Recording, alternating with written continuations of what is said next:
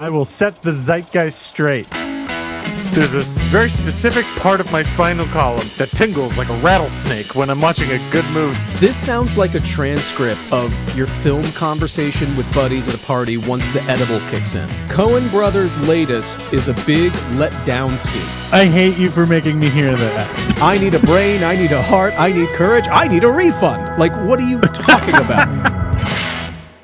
Hey everybody, welcome to Off the Mark, good chat on bad takes of great movies. I'm Dave Columbo. Spielberg. That is not Steven Spielberg shouting his own name. That is my co-host Mick Andrews, everybody. It's been a whole episode since we've talked about Spielberg. Look, it's not my fault. He makes the movies that everyone's like, yeah, okay, that one. He's not, come on now.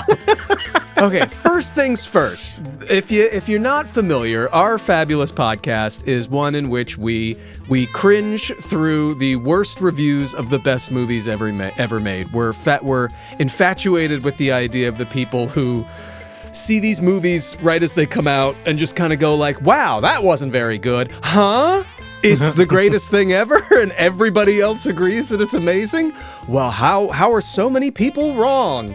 And we like to celebrate that. The number of times that we want to do this for this podcast, we want to do the reviews and do the research, and we see that a website has this website is no longer available. Rotten Tomatoes says that this person said that this movie blew, but you can't read the full review because it's no longer available. So we wanna archive, not by name, but we want to archive the worst takes on these fabulous movies, and I think we're doing a bang-up job so far. What do you think? If I do say so myself. I think we've captured a lot of the greatest movies of all time. Today we're gonna capture another one that I think kind of pops up in everyone's mind when thinking about what movies are kind of timeless classics. We're gonna be covering Saving Private Ryan by Steven Spielberg. Little Stevie. Starring Tom Hanks, Edward Burns, Matt Damon, and Tom Sizemore. Yeah, and literally, again, we were talking about this last episode, the idea of these movies that, where the casting director found everybody who was going to blow up. Vin Diesel is in this. Bryan Cranston has 3 lines. Yeah, it's Paul Giamatti is in this, isn't he? Uh-huh. Yeah, there's just so many. Inimitable Nathan Fillion. Yeah. Yeah, I mean, I remember I was pretty young when this came out, but I remember the reviews were like the first 10 minutes are, the most impactful, powerful 10 minutes ever put on screen.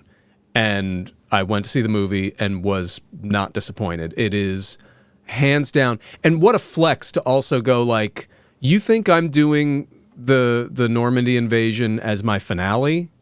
No, that's the first scene of the movie. We're opening with the just one of the hardest, most graphic and real scenes of battle put on film at that point, or I might argue ever. I don't know of anything. I don't know if I saw it at a younger age or what, but it's so visceral and it stays with you, or it stayed with me at least, in such a powerful way that whenever I see a graphic depiction of war, it's what I compare it to or think of in terms of, Oh yeah, that's a good point where everything that's come out since, I now just compare it to Saving Private Ryan, and I just kind of, it's always some manner of, I like this a little less.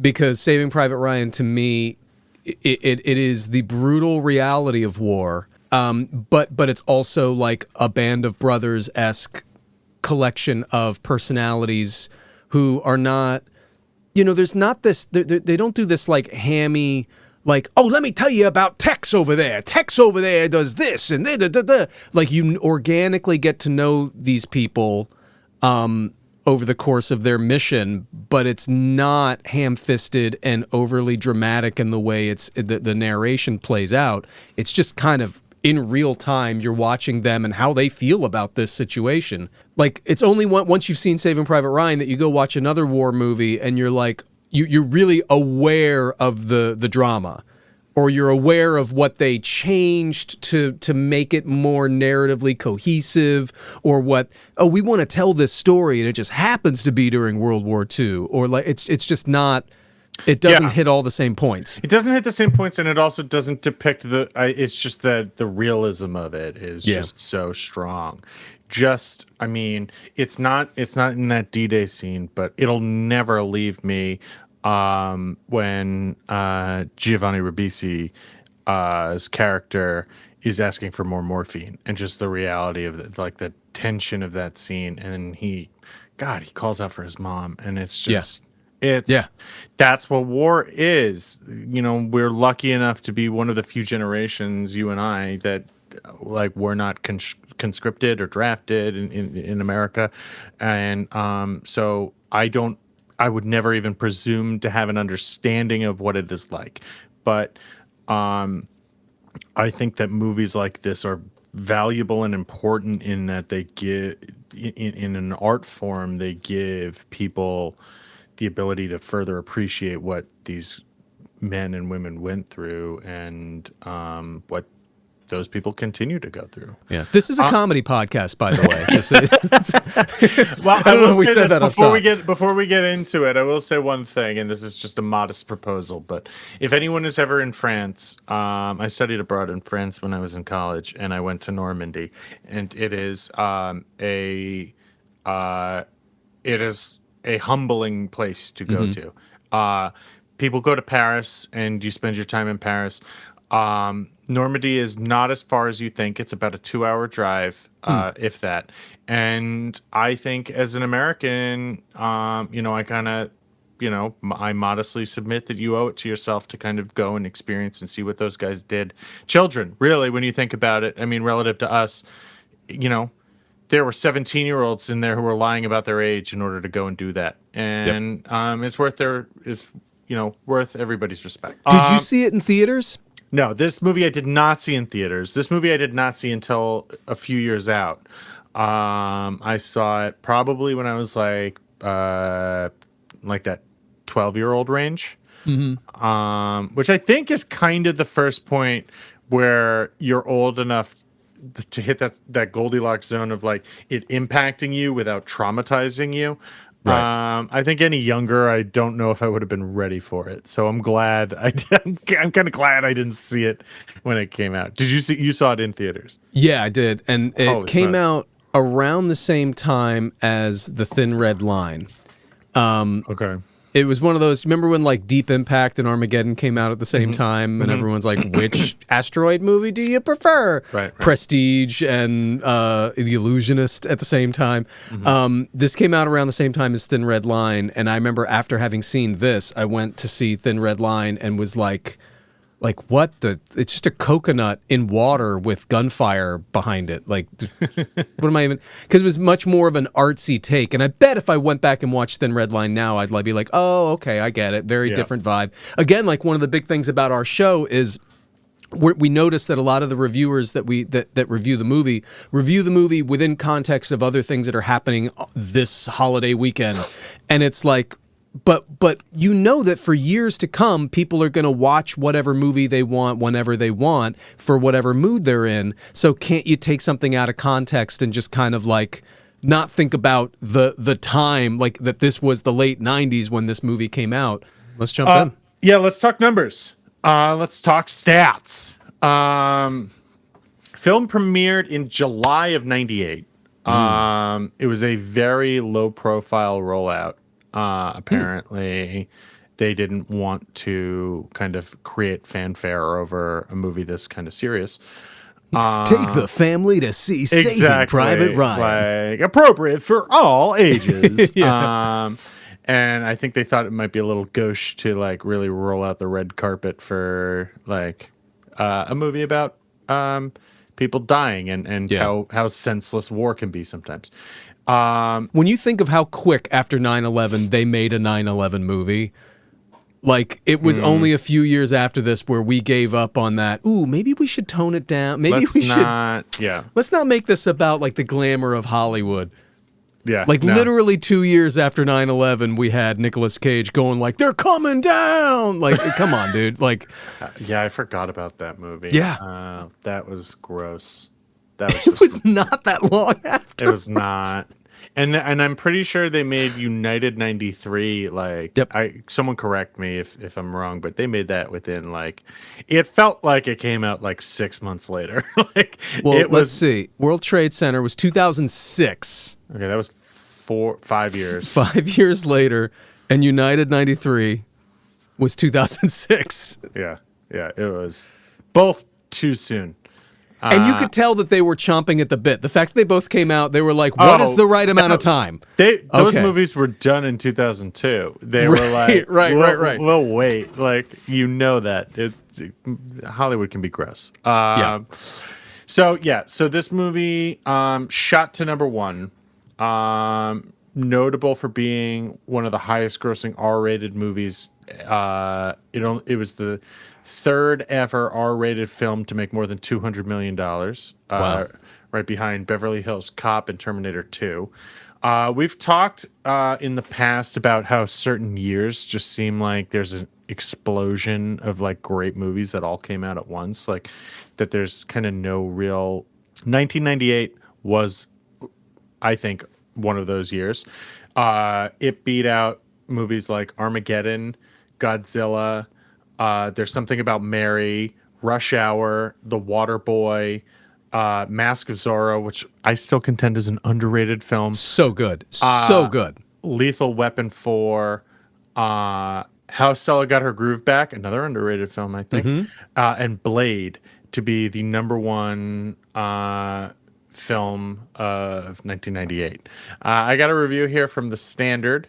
Again, won't say who, but Yeah, we don't name names on the podcast, but we will Publication rip put what their they name wrote on to it. shreds. Yeah. Okay. Memento Mori or Shock Tactics? Question mark. Whatever Steven Spielberg's reasons for attempting to execute a Second World War movie, there is no denying the visceral power of the battle scenes. Whatever his reasons is just such an interesting, like whatever his reasons. Already, maybe I to mean, accurately depict.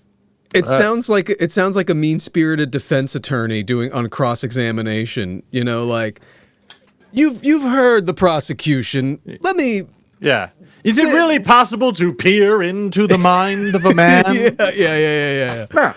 Okay. No, we know why he made this movie because it's a story and it's worth telling, and he tells But stories. also, like, this is 1998. Hit after hit after hit after hit, and you're gonna be like, why would Steven Spielberg give like trust him? Just trust him. Just the dude knows what he's doing. Yeah. Also, I didn't mention this, but it climbed to number one. But you should know that including re-releases and DVD sales and stuff, it's estimated to have raised a total gross of almost $500 million. Wow. Okay. It's Huge. yeah, unbelievable. I don't have the budget here, but I'm pretty sure it's estimated that Spielberg and Hanks each individually earned somewhere between $30 and $40 million from this movie. So lots and lots and lots and lots of money. I think certifiable hit. I don't know. Can you imagine going into work and knowing that you're making 30 million? Like is there an extra level of attentiveness that you can give to something? I know myself. If I knew that's how it like that was on the line, I don't know if I'd be able to speak, let alone deliver lines with any sort of conviction. Like I don't understand. I have no way of like mentally coming to grips with like this insane amount of money. And sorry, go ahead. I don't think my brain would be able to defend myself. Like the whole time I would be like, this sandwich at craft service is a little dry. It's okay. It'll I'm be not fine. Yeah. like how do you I'll soldier on. How do you make $30 million for something and go like, and this is going on like and I'm uncomfortable. Like fuck you. Like it's It always reminds me of like the when baseball players are in a slump, and you know how much they make in a year, which means you know how much they make per game, which means you know how much they make per at bat, which means you know how much they make per swing, and you watch someone strike out and you go like, well, that was $80,000 down the drain. When they talk about movies being like wastes of money, if I were sitting there watching myself and knew I was making $30 to $40 million on a performance, I'd be like, well, that was a $600,000 choice right there. yeah. That's so funny. Really hope it works for everybody because that's what I got. Like, I've never thought of the sports metaphor that way, but the idea of like swinging a bat and like that costing $80,000. Like when you want to say like what's the most expensive shot in movie history and oh that was a waste of money. At least it's not like out. Yeah. Like, and he's back to the dugout, folks. You just watched $80,000 go down the drain, and that's just for that. That's just for that one at bat. Bear in mind, if that guy got 2 hits that day, that's still, even though he lost $80,000 on that at bat, that's still a phenomenal day. You're an all-star player if you're batting .600 on the year. God, that's amazing.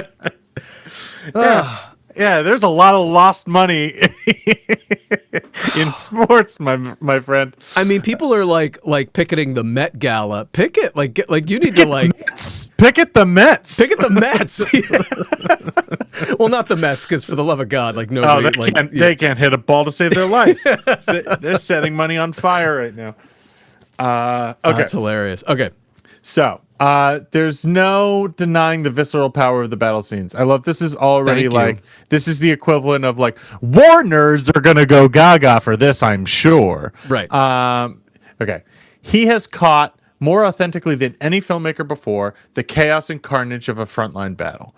The opening action, which lasts an alarming 35 minutes, is little else but chaos and carnage choreographed, filmed and edited with extraordinary sophistication, which chefs the reality of being under fire and shot to ribbons right in your face. If the purpose is to show us what it is like to be on the landing craft in Omaha Beach on June 6, 1994, then Spielberg has achieved it with distinction. Great.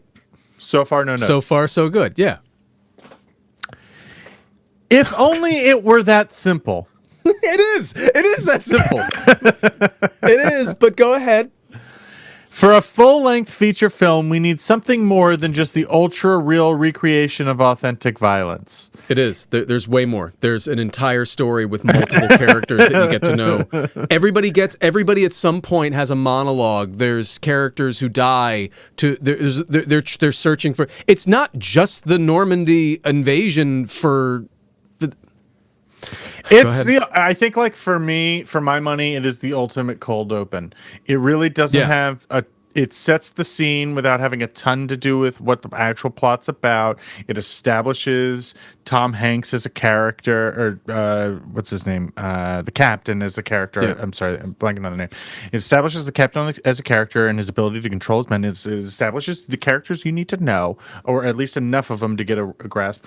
It's the best cold open a movie can have, while also you're sitting there going, holy shit, what the fuck am I about to watch? But also, as soon as Tom Sizemore puts the dirt into the little can for each place that he's been, it becomes a personal story. It does shift into who are these people. Yeah, 100%. Like, so you go and like, it's too bad that's all this movie is. It isn't. It isn't that at all. If only it were that simple.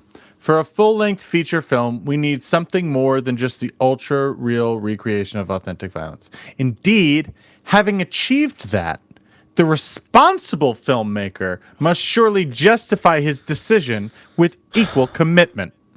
Oh, man. You're saying that Spielberg was irresponsible in this movie for not taking advantage of the fact that he nailed the realism. I would argue that he did the perfect marriage of like, let me show you what I can do to show you the realism. Now let's bring the characters into it. Now let's combine the characters with the realism. Now let's tell a very simple story about a band of brothers together trying to find this one soldier. It's doing it. It is absolutely achieving the thing that this person is saying that it didn't do. Yeah, 100%. He's just wrong here. Yeah. And thus it is that we must follow Captain John Miller, Tom Hanks, and his hand-picked squad on a mission to rescue the brother whose 3 siblings have all been killed in action. He goes into a very short description of the narrative, which we will not... it's about a paragraph long, summarizing the events. He goes, "That's the plot in a nutshell. And within that narrative, which is necessarily episodic, there is ample opportunity to develop arguments and themes about men in combat, few of which Spielberg takes up." What? What? Yeah, he doesn't do that. Do you remember the movie where in the points where it makes you reflect on no. Okay. Let's just rattle them off because there's, oh my God. I mean, like just off the top of my head, there's the character who's the bookworm, who's not, really all about war and is forced into a situation where he has to man up and take it. And, I love take that up character, arms. by the Love way. him. He's one of my favorite. And what an arc. Yeah. Yeah. What an incredible arc. Such a great character for this movie. The perfect lens for us as non-combatants to understand what these guys are going through. Yeah. What a great character. There's Ryan, who instinctively says, "I'm not leaving my men. This is crazy that you would expect me to do this." Then finds out that multiple men have died to get him get to him, and he's got to deal with that. There's There's a lot there. There's a scene where Sizemore is just like, "Fuck this. I'm not doing this anymore. I don't care that I am disobeying no, sorry, it's not Tom Sizemore. It's someone else. Tom Sizemore backs up Tom Hanks, but yeah, it's the Byrne character who's like, I'm gonna get the fuck out of here. They basically mutiny. They full on mutiny. Yeah.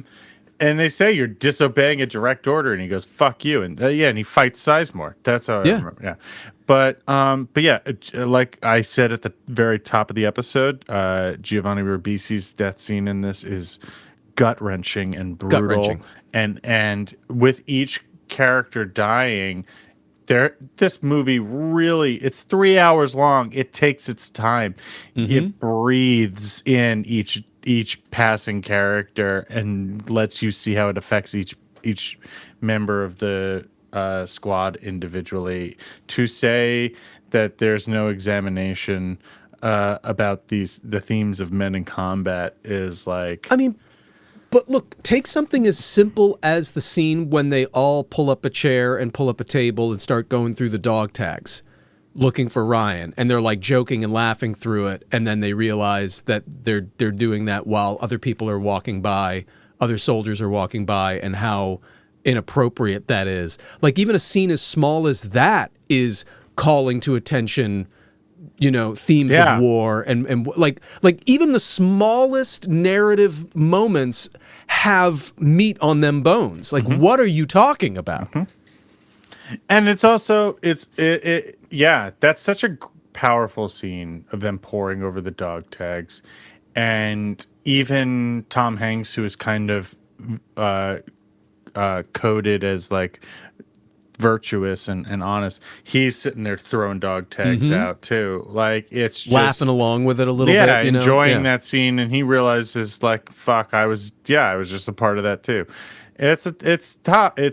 There's so much there, and I think that's a great element of like the three-dimensionality that they brought to a lot of these characters, that like even the guy who we understand to be like trying to do the right thing doesn't do the right thing in every given moment. Like, because he's a human being, and he messed that.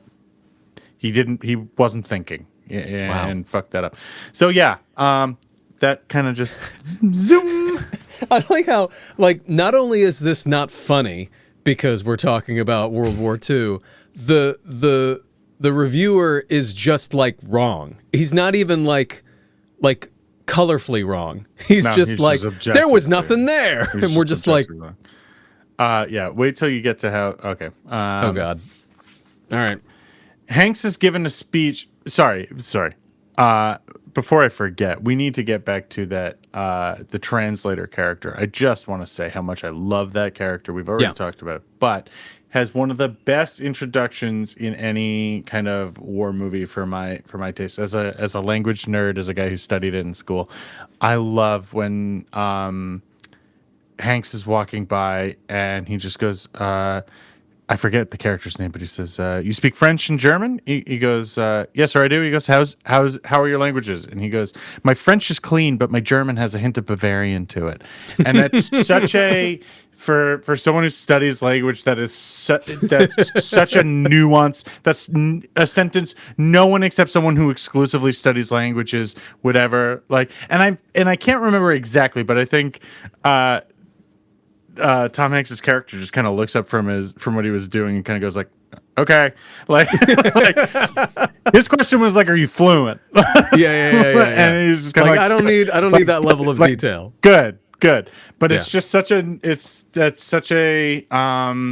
I think it really speaks to not only the dimensionality of the characters and how much thought they put into it, but also like their effort at realism, because as a translator, that is a genuine concern. It comes up in a couple of other movies, like Inglourious Bastards. It comes up, not to constantly go back to that, but Michael Fassbender's German, they need to come up with a reason why he speaks with an Austrian accent. So they had to his like undercover backstory they had to tweak because his German has a hint of Austrian to it. So like,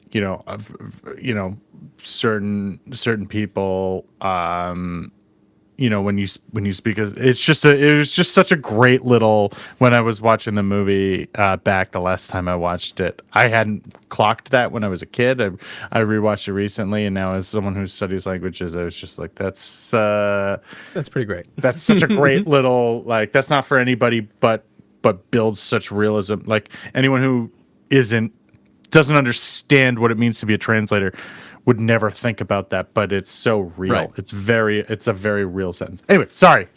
Just wanted to throw that in there for flavor. Okay. Hanks is given a speech which he delivers with his customarily epic ordinariness of how war changes a man. Miller was, we gather, a school teacher at home. Now he's a highly regarded Army captain, able to make split-second decisions under fire and capable of retaining geographical and strategic data in his head. The admiration is better seen than heard, a testament to the actor's craft more than that of the screenwriter, though Hanks and his co-stars struggle to inflate their characters from 2 dimensions into 3. I get that, like, they give you this kind of like beat by beat, this is who they are instantaneously, but those are impressions of a person, right? That are deepened, and they give you an understanding of who they are over time. Like, I mean, it's like literally not. It's literally not the movie. This person's critique is genuinely not what happens in the movie. Like, here's this is one of the descriptions of the characters that you get.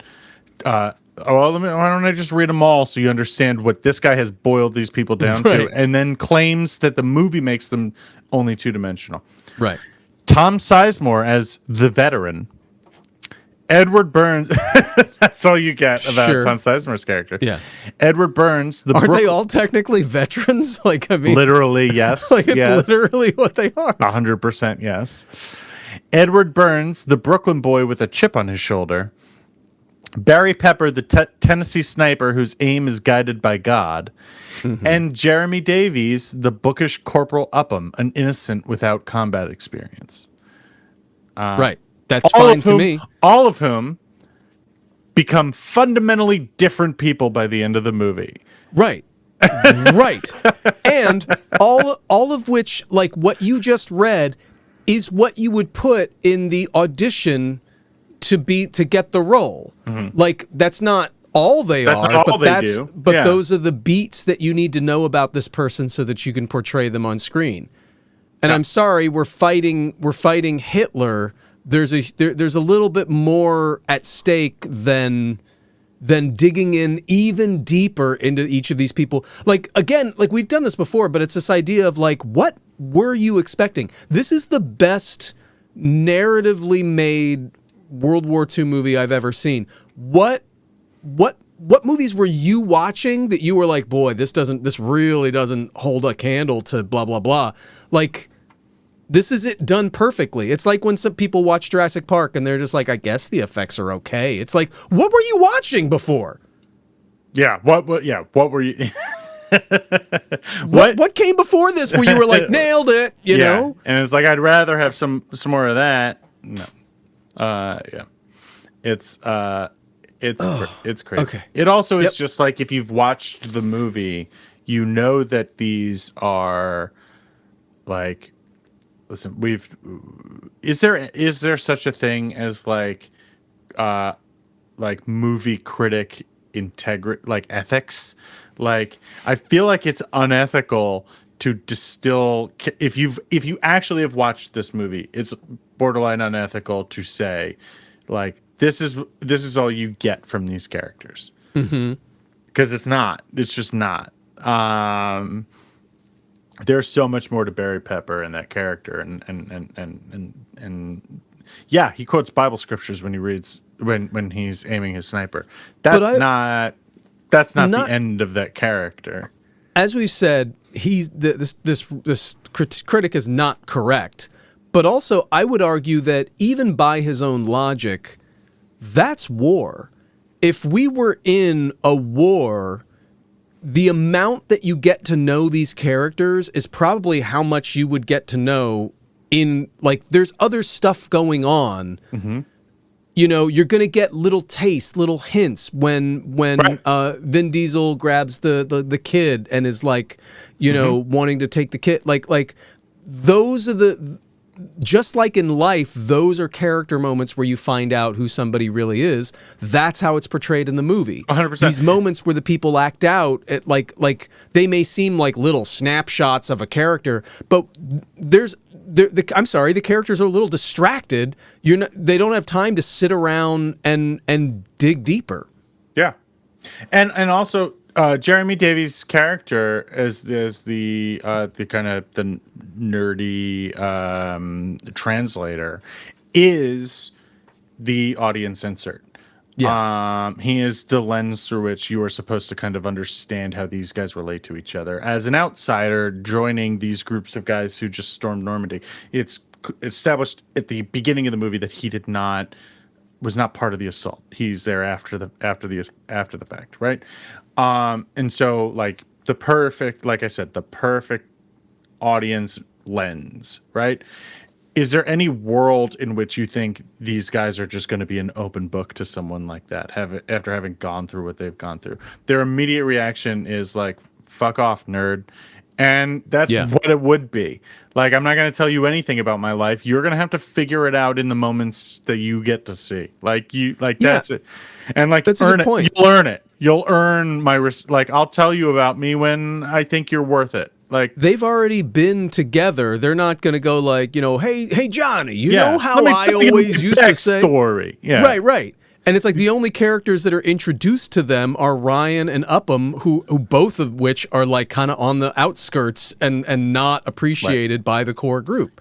Ugh, Yeah. Okay. I think that there's a misconception with a lot of critics' reviews in this regard, that it seems that they think that withholding information makes a character flat.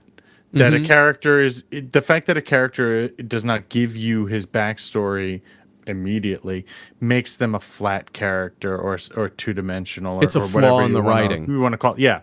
Yeah. But in reality, that's how human beings are. Like these people were not like NPCs in a video game that you walk up to and immediately explain, like, my name is Lord blah blah blah and I'm from this town. I'm in a feud with my next door neighbor who is also like, they don't just fucking vomit out their entire like exposition at you. Yeah. Because that's not how people talk, and B, it's not earned.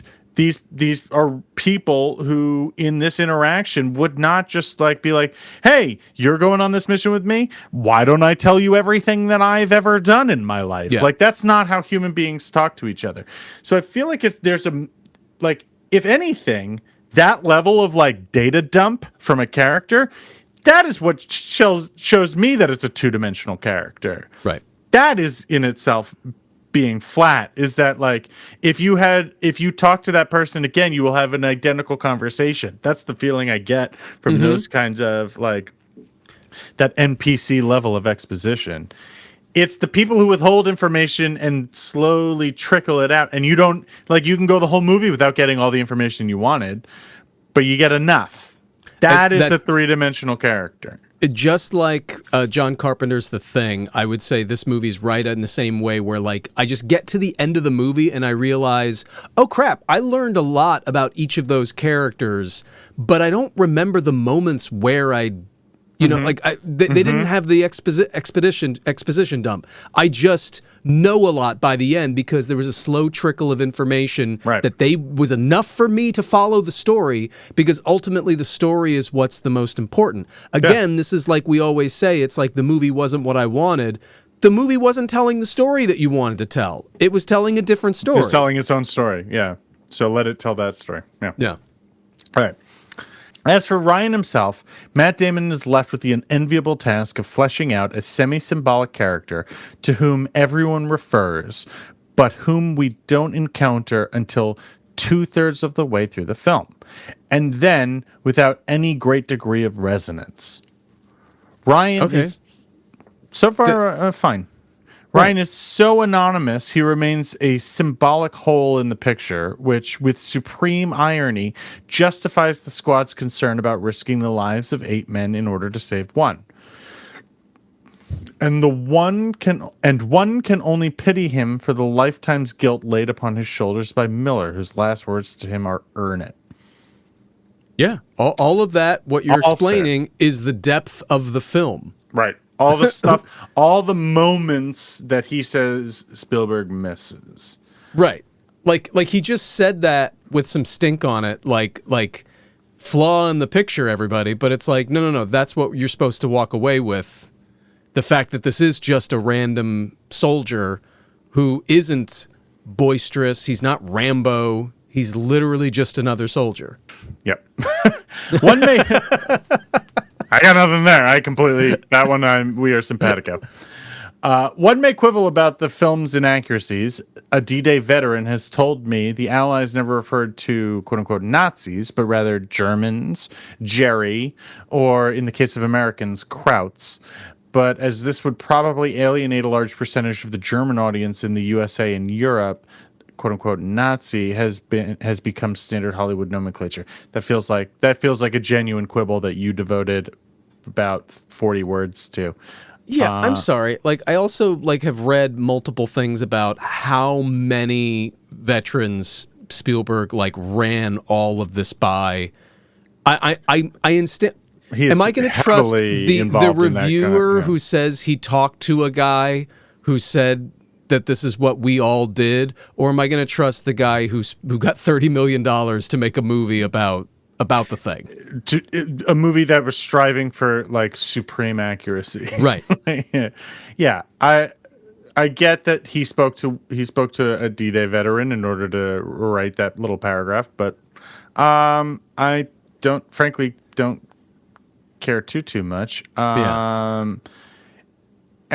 And I would argue that, even if he did refer to them as Nazis, he got it right in Band of Brothers. So, right. So there's that. Anyway, most worryingly, however, the final battle, with the memory of the opening still terrifyingly fresh in the viewer's mind, descends to the standard gung-ho apple pie heroics of just about every Hollywood war film ever made. It does the opening a disservice, undermines the memory of the movie. What? Okay, first of all, the main character dies. So it doesn't really follow the typical hoorah action cliche. The main character dies. I was genuinely, by the way, as a kid, blown away by that. Blown away because Tom Hanks doesn't invested in plot armor that, like, yeah. I mean, by that point, well, they'll Tom figure Hanks... it out. They'll revive him. Like, he's got it. Yeah, but I've seen people in movies get shot in the stomach and they're fine. Like, right. No, this is not Get that up, kind Tom of movie. Hanks. You know, yeah. Oh yeah, blew me away because also that sly devil Spielberg, where he zooms in on the old man's eyes, and then at the end of the Normandy scene, he zooms in on Tom Hanks' eyes, so you subtly think that you're the old guy is Tom Hanks, and then when you watch that perfect morph at the end, you're like, of course that was Matt Damon. Still hasn't been beaten. That morph was magic to me. Still hasn't been topped. Yeah. I've never seen it better. Do you know how they did that? I'd be very curious to know, the technique that they use for that. It's incredible, astounding. Yeah, yeah, yeah. But like, I'm sorry. So, I'm sorry that the movie didn't. I'm sorry that the movie didn't finish with just random chaotic. Like the reason that the Normandy invasion scene was the way it was because we don't know these characters yet. We want to show you just the horror of war and slightly tease who these people are very subtly while we're watching this graphic movie that's setting the stakes of what's going on. Right. It's not going to devolve into that again. It couldn't if it wanted to. You know who these characters are. So you see somebody running by and it's like, oh yeah, it's that character I've been following for 3 hours. Yeah. It's not going to have the same effect. And it's what he says, it ruins the memory of the movie? It undermines the memory of the movie. What does that even mean? You're still watching the movie. You're in the middle. There's no memory of the movie. You're watching the movie. You don't have a memory like Larry yet. David. There's no memory. There's no memory. I don't have a memory if I'm watching the movie. You know? Yeah. No, I completely agree. The other thing I think about too is that there are a ton of reasons why you start the movie the way they do. First off, to establish the realism, the viscera of it, and like just to entrench people mentally in this idea of like this movie is going to be brutal because war is brutal. Mm-hmm. But it also serves an important purpose of getting you, the viewer, on board with the mission. You watch that horror and then they tell you, we want to get someone out of this. And you immediately go, whatever it takes. Let's I would like to get all of them out of it. This movie is making me care about one guy. So now I want that to happen. Yeah, the purpose of that scene is to get you on board with the rest of the thrust of the movie. It's to make you as the viewer not question, not like join the mutiny with the other guys when they question it. Like Tom Hanks is still the good guy. He's not forcing, like he's the one who's doing the virtuous thing.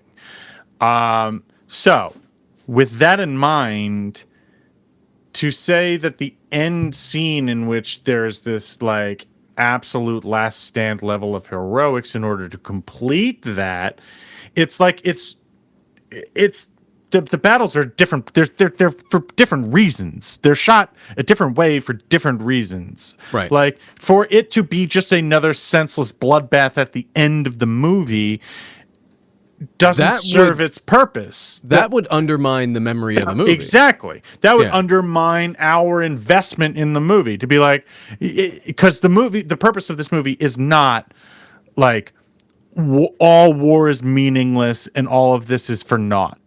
It's not. That there is a lofty goal to what these people are doing. That is as kind of established that the Americans coming to France to save Europe, is so to speak, as the movie kind of presents it, was a fundamentally good idea.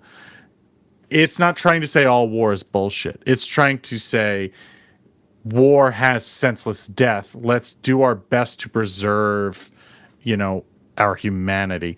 So for it to end in just another bloodbath where it's just like we all just like it's all just fucking viscera and nonsense would undo the entire theme of the movie. I'm struck by the fact that the reviewer says that like it devolves into like cliche heroics. It's like as if at the end like Tom Hanks is like smoking a stogie going like, well, that's the end of that chapter. Yeah, no, like, it's not not for the Jerry's. Like, it's not at all that.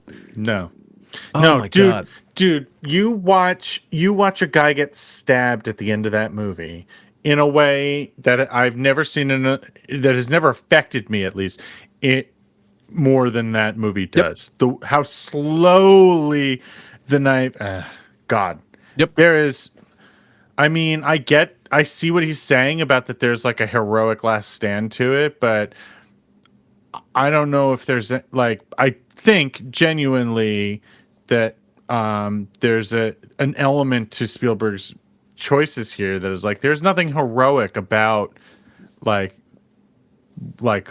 the idea of war. The goals of war are heroic, but man, death is brutal. It's just it's brutal. I'm blown away by the fact that he seems to like have really liked the opening Normandy scene and hates the rest of the movie. It's like, what if Spielberg had just made a 3-hour? It never lets up. Just you never meet any of the relentless. characters. Oh, God. It's just the Normandy scene for 3 hours. Just like a Mad Max Fury Road version of World War II. Like, where you're just like the first time they let you breathe is an hour and a half into the movie. Yeah. The result, I am sorry to say, is that Saving Private Ryan seems almost banal in its achievement. Wow. Wow. That hurt my feelings. That hurt. Wow. I've been waiting all night for you to hear that sentence. I'm going to say it one more time. Please. Saving Private Ryan seems almost banal in its achievement. Right. A film that sacrifices humanity for technical wizardry. You don't see any humanity displayed in this movie. There's no humanity. It's all sacrificed to the technical. altar of technical wizardry. Technical wizardry. Now cut to like the behind the scenes where it's literally just Steven Spielberg on his back with a handheld camera following Tom Hanks, like literally as gritty and like handheldy as you can go. There's like sand in the lens, like guerrilla filmmaking. There is no. I think that this movie is amazing in that there are very few techniques in it. Mm-hmm. Steven Spielberg, who is, I think, people might disagree, but I think a fair knock on him is that he is a little overindulgent in some of his use of CG. Yeah. This movie is remarkably reserved in that, and I think that's I don't think anyone can dispute it's a deliberate choice. This movie, he could have very easily made a CGD day, like that, 100%, and he did. With 1998 effects. Do you have any idea how not standing the test of time? It would just look like Call of Duty 1. It'd be a mess. And then a dinosaur would come through. And I think this is his least technically wizard-like direction, apart from maybe Schindler's List. Yeah. Which itself has a lot of technical wizardry, the ability to capture the red dress on the body. Anyway, sorry, that's not the movie we're reviewing. We've done plenty. That'll be next week. We've done plenty of Spielberg. We've done plenty of Spielberg. We're good. No, we got to keep the Spielberg train going. We should have a little poster behind us. It has been 0 days since our last Spielberg review. Zero. I get to wipe off the. That's funny. Okay. It cannot compare with the complex ideas and brutal disposition of either Peckinpah's Cross of Iron or Sam Fuller's The Big Red One. Look, again, with the I'll tell you what. This Godfather movie is no weird French detective movie from the 30s no one's heard of. We see this over and over again. Let me say that this classic movie doesn't hold a candle to and then Stream Other of Consciousness movies. movie that like nobody remembers. I was a little scared because I didn't recognize either of those movies, but every now and then there's one where people are like, "Oh no, that's an incredible achievement in filmmaking," and I'm like, "Oh, maybe I should, I should watch that or know what it is." But No, Peckinpah is great. I love him. Honest, I have not seen either of these movies. I think I saw one of them, but I don't. I certainly wouldn't say that they like. Every time I think of or talk about Saving Private Ryan, people are like, "Yeah, but have you seen Cross of Iron?" Like, right. So I think it holds up to them anyway. And with the greatest respect for those who died and survived during the appalling decimation of Omaha Beach and all the other allied nations and casualties not mentioned here, I am not entirely convinced that to emulate the circumstances of the landings with such trauma-inducing accuracy is enough to justify what, in conclusion, is an oddly anonymous war movie. Wow. And so what he's saying is that I don't think that what this movie eventually was worth how well made the homage to the Omaha Beach landing was. He's saying, he's saying, I'm not sure that the need to recreate that D-Day scene justifies what is basically the rest of the movie is like, who cares? Right. So then watch it for the Omaha. So watch it for the D-Day scene. Like, dude, like, that you can watch that and it's like about as long as like a single episode of Breaking Bad. It's like 40 minutes long. It's insane how detailed they go. But that's not the point. The point is that there's so much more to this movie than just that one scene. There's so much more going on. Think about how good the rest of the movie is, that when people talk about this movie, they don't say the Omaha Beach landing scene is the only thing worth watching, or like, oh boy, that's great. Because they do say that's amazing, but people just as much talk about other scenes from the movie, 100%. Talk about other fight scenes from the movie, talk about other action from the movie, other dramatic moments from the movie. Yeah. That scene is so good, but it's just like a taster of what you're going to get from the full movie. And it's like, yeah, it's that good, but it also it tees up without overshadowing the stakes. Like like I said, I think truly it is the perfect cold open. It is the perfect way to get someone acclimated to how realistic this war movie is going to be, while also making you understand the characters, understand the stakes, know what, like, make you root for the ultimate goal that they're trying to achieve. The MacGuffin of finding one guy in all of fucking France. Like, how insane that goal is, but how worth it is.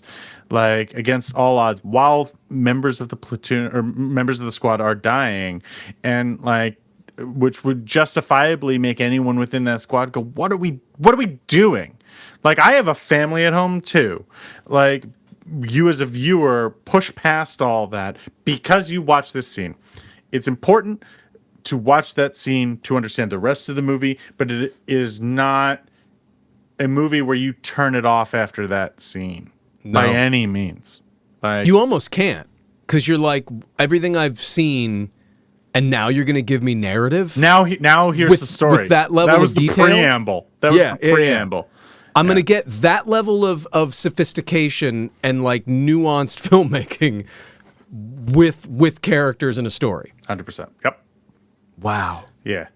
So what'd you think? Did this change your mind? Did you come out going like, well, I don't know if this movie was really worth all the effort? I mean, this movie really makes me second guess whether or not we should have gotten into World War II. That's for sure. Because you got to go where the source is. Like, I don't want to step. I don't want to blow your mind, but unpopular opinion. I'll say this. The movie really lost me when they started referring to people as Nazis and not Krauts. That's when I was like, realism destroyed. And I bet every veteran watching the movie went like, I just can't get into this anymore. Yeah. All right. That is our review. It is now time for everybody's, or more accurately, my favorite section of the podcast, and that is 2 reviews and a lie. Get up, boys and girls! Time for 2 reviews and a lie. I'm gonna read out 3 reviews, 2 of which are real and accurate assessments of this movie, written by everyday reviewers, commenters, one of which is written, assembled, and curated by yours truly. It is Mr. Columbo's job to determine which I wrote, and if he is correct, I will post it on Rotten Tomatoes as my 100% honest assessment of the movie Saving Private Ryan, which I will, as we all do, I will defend my Rotten Tomatoes account till the day I die. But it's going to last longer than anything else that we accomplish. It's going to last longer. My children's children will tell this story. Yeah. Yeah, I mean, there's going to be a morph of me turning into an 80-year-old man reading my own reviews and going, was it worth it? All right, so earn this review. Earn it. All right, here we go. Ready? Review number 1. I've tried several times to watch this movie, but the editing and filming style are some of the worst I've ever seen in a movie. Jumping all around so much and can't stay on a single frame for more than a half second. Way too confusing to even see what's going on. 1 star. Wow. Okay. I got nauseous. It's like shaky cam. Blah. Yeah. All right, here we go. Ready? This is review number 2. Time has proved many times that war is a terrible thing. Therefore, Spielberg's patriotic approach and his die for your country sentiment are pretty dated now. Generic American soldiers kills stereotypical Nazis. This is the plot. The film goes down the hill after the D-Day landing scene. That's 2? That's number 2. Okay, what I love is that, like, I think you're probably the same way, is when I hear something that absolutely sounds like a real awful writer, I'm clocked as like, you probably wrote it. 'Cause it's like, time has proved many times is just one of those phrases that's like, that melts my brain. Time has proved many times. Time has proved, time has proved many times. Oh God. Okay. All right. I will add no commentary until we're done, but I have thoughts on all 3 of these, frankly. Here's number 3. A really successful film in its direction, and Tom Hanks is excellent in this role as a leader, but it's terribly boring, and we don't understand what motivates them to go and save Private Ryan. Man, we don't know at all this Private Ryan. Man. Also, plot twists are very important. Important is spelt wrong. Important. Plot twists are very important, and this movie doesn't have any. A strong war film, but I am not sure the mission was worth the cost. 1 star.